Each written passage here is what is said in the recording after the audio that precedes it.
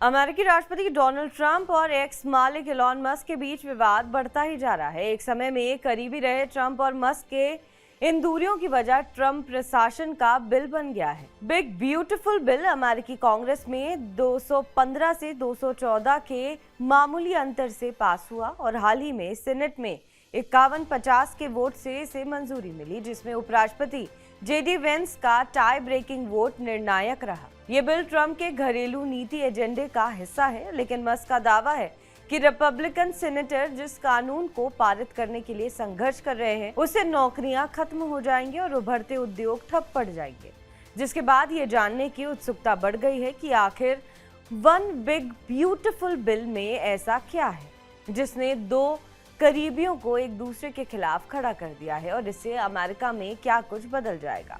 One big beautiful bill Donald Trump के दूसरे कार्यकाल का एक महत्वाकांक्षी बिल है, जिसे अमेरिकी प्रतिनिधि सभा ने 22 मई 2025 को 215 से 214 के मामूली अंतर से पास किया है। इस बिल के जरिए टैक्स कटौती को $4.5 ट्रिलियन तक बढ़ाने का प्रावधान है, जिसमें आयकर और संपत्ति कर में छूट शामिल है। इसमें रक्षा और सीमा सुरक्षा के लिए $150 बिलियन की बढ़ोतरी और अवैध प्रवासियों के लिए बड़े पैमाने पर वापस भेजने के लिए खर्च बढ़ाया गया है। साथ ही में सामाजिक कल्याण प्रोग्रामों कटौती के साथ इलेक्ट्रिक वाहनों पर टैक्स क्रेडिट भी खत्म करने का प्रावधान है। वहीं इसमें कर्ज की सीमा भी बढ़ाई गई है, जिसकी वजह से संघीय घाटा बढ़ सकता है। इसमें विदेश में पैसे भेजने पर 5% फी लगाने का प्रस्ताव है, जिससे भारत जैसे देशों को सालाना 12 से 18 अरब डॉलर का नुकसान हो सकता है। एलॉन मस्क इस बिल का कड़ा विरोध कर रहे हैं। उनका मानना है कि इससे आर्थिक नुकसान होगा